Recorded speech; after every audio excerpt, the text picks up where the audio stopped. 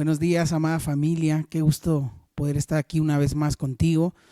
Es una bendición de Dios, ¿verdad? Poder despertarse, poder estar bien, con salud, sabiendo que Dios sigue teniendo el control de cada uno de nosotros, no importando la condición en la que estemos. Puede ser que tú estés pasando por un problema. Yo apenas hace unos días estuve muy enfermo, con fiebre, pero aún así, en medio del problema, en medio de la dificultad, Dios sigue sentado en su trono, amén. Y Él sigue siendo bueno, Él sigue siendo fiel, Él sigue siendo misericordioso. Y prueba de eso es que tú y yo estamos aquí, amén, en esta tierra todavía. Y bueno, pues estamos leyendo, estamos estudiando Marcos, estamos, este, eh, este evangelio se dice que fue el primero que se escribió. Es el que tiene más tiempo de haberse escrito. Y al principio las personas decían, este evangelio no contiene muchas cosas diferentes o distintas a Mateo y a Lucas. Y por eso como que lo menospreciaban un poco. Pero cuando los historiadores comenzaron de alguna forma investigar un poco más, se dieron cuenta que fue el primero en escribirse. Entonces quiere decir que los otros evangelistas de alguna manera tuvieron la oportunidad de leer este evangelio. Entonces este evangelio contiene grandes verdades, contiene grandes enseñanzas y tiene la perspectiva de Pedro. Lo escribió Juan Marcos, pero tiene la perspectiva de Pedro, tiene de alguna manera, son las memorias de Pedro, y eso es bien importante. Así que vamos a leerlo. Y el día de hoy titulé este devocional La importancia de creer, y vamos a leer. Estamos en Marcos 4 y comenzamos con la parábola del sembrador, ¿verdad? Ya hemos estudiado de esto, pero yo estoy seguro que Dios tiene algo importante que decirnos el día de hoy. Así que vamos a comenzar con una oración. Padre Celestial, gracias, gracias en verdad por este día que nos das. Gracias, Señor, por tu palabra, porque podemos tenerla, porque podemos leerla, porque podemos estudiarla, porque podemos atesorarla, y sobre todo, Señor, porque tu palabra es esa palabra que es viva y es eficaz en nuestras vidas, y que corta y que penetra hasta lo más profundo de nuestro corazón, a fin de que nosotros podamos ser cada día más como tú, Señor. Gracias. Yo te pido, Espíritu Santo, que envíes tu palabra a los corazones, a las mentes, y que produzca un cambio, Señor, permanente en la vida de cada uno de nosotros. En el nombre de Jesús, amén. Y bueno, vamos a arrancar. Dice Mateo 4, otra vez comenzó Jesús a enseñar junto al mar, y se reunió alrededor de él mucha gente, tanto que entrando en una barca, se sentó en ella en el mar, y toda la gente estaba en tierra junto al mar, y les enseñaba por parábolas muchas cosas, y les decía en su doctrina, oíd. Una vez más, hoy le puse como título la importancia de creer, y mira cómo hay un énfasis en escuchar. ¿Por qué? Ahorita lo vamos a ver. Les dice Jesús, oíd.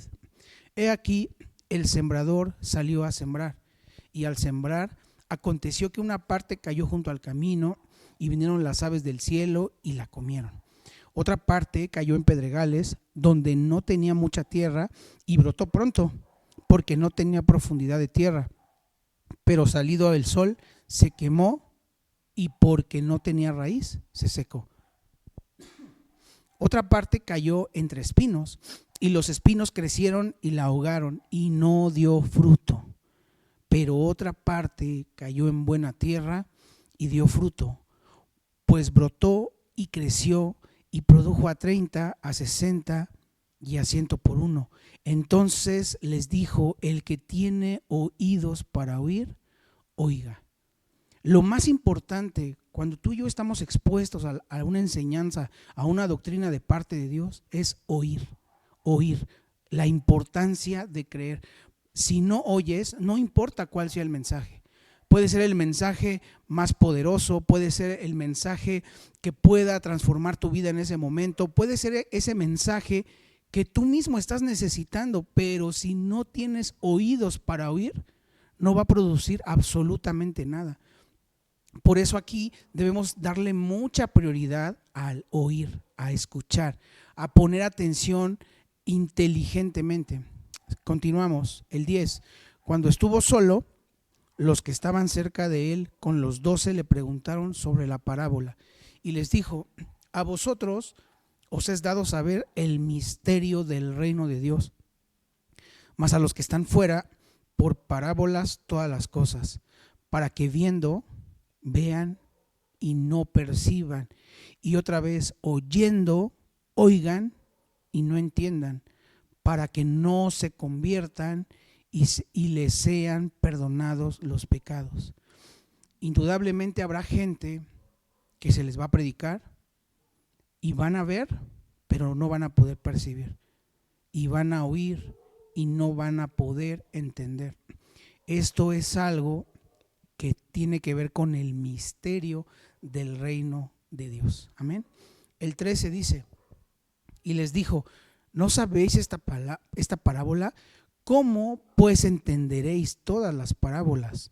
El sembrador es el que siembra la palabra, y estos son los del junto al camino, en quienes se siembra la palabra, pero después que la oyen, enseguida viene Satanás y quita la palabra que se sembró en sus corazones. Estos son asimismo los que fueron sembrados en pedregales, los que cuando han oído la palabra, al momento la reciben con gozo, pero no tienen raíz en sí, sino que son de corta duración, porque cuando viene la tribulación o la persecución por causa de la palabra, luego tropiezan. Estos son los que fueron sembrados entre espinos, los que oyen la palabra, pero los afanes de este siglo y el engaño de las riquezas y las codicias de otras cosas entran y ahogan la palabra y se hace infructuosa, ¿verdad? O se hace estéril, no tiene fruto. Y por último, estos son los que fueron sembrados en buena tierra, los que oyen la palabra, los que reciben la palabra y dan fruto a 30, a 60 y a 100 por uno. Una vez más te recuerdo el título de este devocional: la importancia de creer. Después en el 21 dice: también les dijo: ¿acaso se trae la luz para ponerla debajo del almud o debajo de la cama? No es para ponerla en el candelero, porque no hay nada oculto que no haya de ser manifestado, ni escondido que no haya de salir a la luz. Si alguno tiene otra vez oídos para oír, oiga. Les dijo también: mirad lo que oís, porque con la medida con que medís, os será medido, y aún se os añadirá a vosotros los que oís, porque al que tiene se le dará, y al que no tiene, aún lo que tiene se le quitará. ¿Ya te fijaste, amada iglesia, que Jesús está haciendo un énfasis en oír, en la fe, en creer, ¿verdad? Dice la palabra de Dios que la fe viene por el oír, y este oír viene por la palabra de Dios. Amén. Seguimos en el 26. Decía además: así es el reino de Dios, como cuando un hombre echa semilla en la tierra y duerme y se levanta de noche y de día, y la semilla brota y crece sin que él sepa cómo, porque de suyo lleva fruto la tierra, primero hierba, luego espiga, después grano lleno en la espiga, y cuando el fruto está maduro, enseguida se mete la hoz, porque la siega ha llegado. Aquí Jesús da una clase magistral del proceso de la salvación, del proceso de la santificación, del proceso del cual tú y yo pasamos cuando somos expuestos a la palabra de Dios. Primero se siembra la semilla cuando cae en buena tierra, ¿verdad? Después comienza pasar el tiempo, ¿verdad? El día, la noche, y entonces esa semilla brota y crece Y aquí dice sin que él sepa cómo. En aquel momento no había esa información, por eso Jesús lo comenta de esa forma. Ahorita ya sabemos, ¿verdad?, cómo hace todo este proceso de la semilla. Dice, porque de suyo lleva fruto la tierra, primero hierba, primero sale una hierba, luego esa hierba se va convirtiendo en una espiga, después esa espiga se llena de granos, y ya después cuando el fruto está maduro, ya te diste cuenta, enseguida es que ya se mete la hoz, porque la siega ha llegado. Así que tú y yo, iglesia, estamos en ese proceso, ¿verdad?, de siembra, en ese proceso de crecimiento, en ese proceso de dar fruto. Pero no te olvides que va a llegar el día donde va a regresar nuestro Rey, nuestro Salvador, con la hoz en la mano para que se efectúe esa tan anhelada siega. Amén. Continuamos en el 30. Decía también, ¿a qué haremos semejante al reino de Dios? ¿O con qué parábola lo compararemos? Es como el grano de mostaza, que cuando se siembra en tierra es la más pequeña de todas las semillas que hay en la tierra. Y esto también es un dato muy importante a resaltar.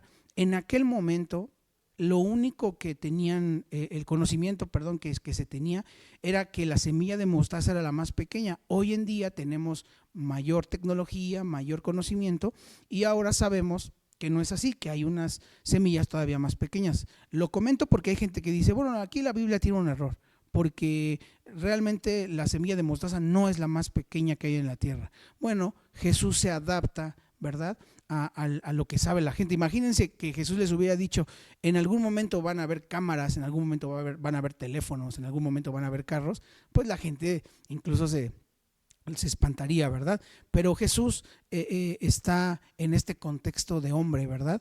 Y él se adapta a lo que hay en ese momento. Dice, pero después de sembrado, crece y se hace la mayor de todas las hortalizas y echa grandes ramas, de tal manera que las aves del cielo pueden morar bajo su sombra. Así es el reino de Dios, así es el evangelio. Parece que es muy pequeño, pareciera insignificante, pero cuando cae en buena tierra, eso después se convierte en una hortaliza, de tal manera que la gente que tiene problemas, de tal manera que la gente que tiene necesidad puede venir y reposar en ella, puede morar bajo su sombra. Aquí dice, en el 33 dice, con muchas parábolas como estas, o sea, las que acabamos de leer, les hablaba la palabra conforme a lo que podían oír. Una vez más, me impacta cómo este capítulo 4 se trata de oír, se trata de escuchar, se trata de tener fe. Dice, y sin parábolas no les hablaba, aunque a sus discípulos en particular les declaraba todo. Así que tú y yo somos discípulos y por eso hoy tenemos la bendición de poder tener la interpretación de cada una de estas parábolas. En el 35 dice, aquel día llegó la noche, les dijo, pasemos al otro lado. Y esto es bien importante. ¿Qué dijo Jesús? Pasemos al otro lado. Jesús no está diciendo, tal vez vamos a pasar, no lo sé. Jesús no les está diciendo, vamos a intentar pasar. Jesús está diciendo, pasemos al otro lado y se acabó. ¿Ok? 36. Y despidiendo a la multitud, le tomaron como estaba en la barca, y había también con él otras barcas, pero se levantó una gran tempestad de viento y echaba las olas en la barca, de tal manera que ya se anegaba. Y él estaba en la popa. ¿Qué estaba haciendo Jesús? Durmiendo sobre un cabezal. Yo me lo imagino durmiendo plácidamente. Y entonces le despertaron y le dijeron, Maestro, ¿no tienes cuidado que perecemos? ¿No tienes cuidado que perecemos? Y levantándose, reprendió al viento y dijo al mar, calla, enmudece. Y cesó el viento y se hizo grande bonanza. Una vez más, aquí Jesús está dando una instrucción, está diciendo, pasemos al otro lado. Está hablando ¿quién? Jesús, el Hijo de Dios, Dios mismo encarnado. Está hablando el ser más poderoso que existe, y resulta que los discípulos lo único que hicieron fue no creer, fue desconfiar, fue sentirse abrumados con miedo. Y esto es bien importante que lo entendamos, porque al final los discípulos se dedicaban a estar en el mar. La mayoría de ellos eran pescadores, sabían qué se tenía que hacer cuando había una tempestad, sabían nadar, o sea, de alguna forma eran expertos. Pues estuvo tan difícil y tan fuerte esta tempestad que incluso ellos tuvieron miedo y fueron corriendo como niños chiquitos a Jesús diciéndoles, despiértate, maestro, perecemos y no nos estás cuidando, no te estás preocupando por nosotros. Y entonces Jesús se levanta, reprende al viento y dijo al mar, calla, enmudece, y cesó el viento y se hizo grande bonanza, y les dijo, ¿por qué estáis así amedrentados? Esta pregunta tiene respuesta en lo que había pasado anterior. O sea, Jesús les está diciendo, ¿por qué estáis así de amedrentados si yo les dije que íbamos a cruzar? ¿Me estoy explicando? Y les dice Jesús, ¿cómo no tenéis fe? ¿Cómo no tenéis fe? Al final del día, Jesús nos está diciendo hoy, ¿por qué te asustas? ¿Por qué tienes miedo? ¿Por qué no tienes fe? Si el que habló la palabra fui yo. Entonces dice el 41, temieron con gran temor y se decían el uno al otro, ¿quién es este que aún el viento y el mar le obedecen? Aquí hay algo muy revelador, y es que los discípulos no conocían quién era Cristo. No sabían quién era. Y probablemente tú y yo podemos llevar ya mucho tiempo en la iglesia, y probablemente tú y yo no le conocemos, y por esa razón tú y yo dudamos, por esa razón tú y yo tenemos miedo, por esa razón no tenemos fe. Pero hoy quiero que nos vayamos con esto. Debemos de entender que es tan importante creer, pero te voy a decir una cosa, todos tenemos una fe, todos creemos en algo. Lo que quiero que te vayas el día de hoy, con lo que quiero que te vayas es, ¿qué tipo de fe es la que yo estoy ejerciendo? ¿Qué tipo de fe es la que yo estoy nutriendo? ¿Qué tipo de fe es la que yo estoy ejercitando día a día? Porque cuando tú y yo escuchamos las noticias y dice que va a haber por ejemplo, no sé, un ciclón, una tempestad, nosotros luego lo creemos. Ni siquiera estamos en aquel lugar. Cuando salen en las noticias que en Japón hubo un terremoto, tú y yo ni siquiera hemos ido a Japón, pero ya lo estamos creyendo. Entonces quiere decir que sí tenemos una fe. El problema es en dónde y en quién depositamos esa fe. Así que hoy quiero que nos vayamos con esto. ¿De verdad mi fe está depositada en Cristo?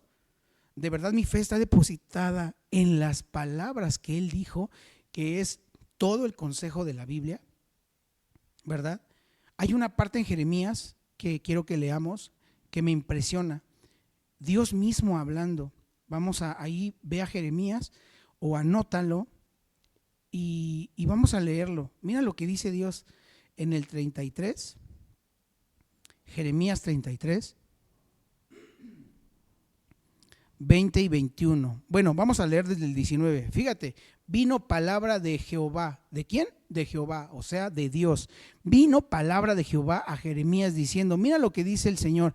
Así ha dicho Jehová, si pudierais invalidar mi pacto con el día y mi pacto con la noche, de tal manera que no haya día ni haya noche a su tiempo, entonces, fíjate, dice Dios, podrá también invalidarse mi pacto con mi siervo David, para que deje de tener hijo que reine sobre su trono, y mi pacto con los levitas y sacerdotes mis ministros.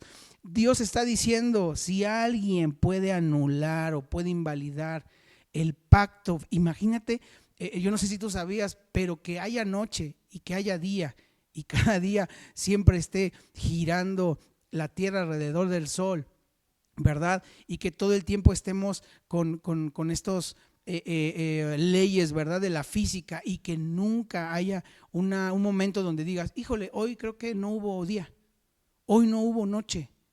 ¿Verdad que no? ¿Verdad que tenemos una fe que mañana, que en unos momentos se va a ir oscureciendo poco a poco, y vamos a dormir y después al otro día va a amanecer otra vez poco a poco y nos vamos a despertar y vamos a hacer nuestras actividades, etcétera. Y dice Dios, si ese pacto, imagínate, es un pacto, por eso siempre hay día, por eso siempre hay noche, por eso siempre hay día, por eso siempre hay noche, porque es un pacto que Dios hizo. Dice Dios, si un día alguien puede invalidarlo, entonces ese día invalidaré mis promesas. Es lo que está diciendo. Entonces, no tenemos por qué dudar. No deberíamos de amedrentarnos. Debemos de ir creciendo en nuestra fe. Hoy ancla tu fe en la Biblia. No ancles tu fe en tu trabajo, no ancles tu fe en lo perecedero, no ancles tu fe en una persona. Ancla tu fe en algo que no se pueda mover. Cristo es la roca inconmovible. ¿Sabes qué significa inconmovible? Que no se puede mover allí. Y por último, fe es igual a acción. ¿Ok? Si tú dices que tienes fe pero no tienes obras, entonces hay algo incorrecto. Veamos rápidamente Hebreos 11:17. Y esto es algo tan importante porque a veces lo pasamos desapercibido, pero realmente la fe es acción.